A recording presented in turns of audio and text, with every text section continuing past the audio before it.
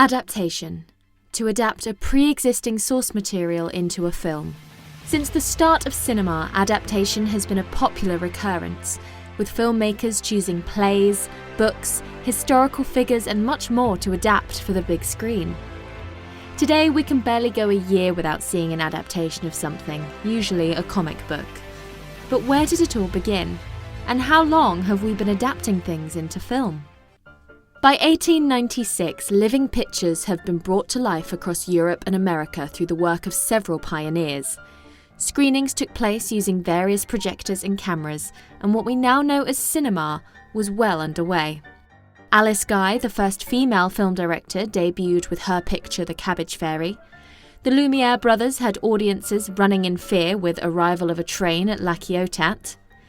And a 45-second clip appeared of a young girl eating a slice of cake. The young girl was meant to be the half-Irish Trilby O'Farrell, protagonist of the 1895 book Trilby, and this was the first film adaptation. 1 year later, The Death of Nancy Sykes appeared, the first of many adaptations of Dickens' 1838 novel Oliver Twist.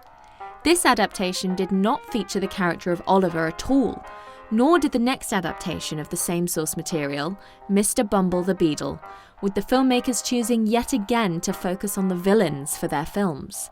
It wouldn't be till 1906 that Oliver started to appear in his adaptations, with a modern Oliver twist. Another oft-adapted work was published in 1887, the novel She, A History of Adventure by H. Rider Haggard.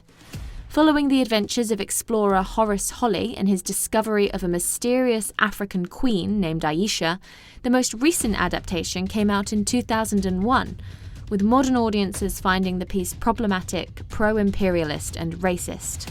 However, the first adaptation, called The Pillar of Fire, came out in 1899 and was adapted 8 more times.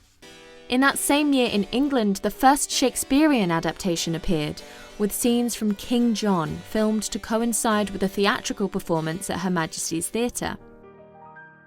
Over the next few years, filmmakers would draw inspiration from classic literature, returning to Dickens several times and picking up Alice in Wonderland for the first of many times.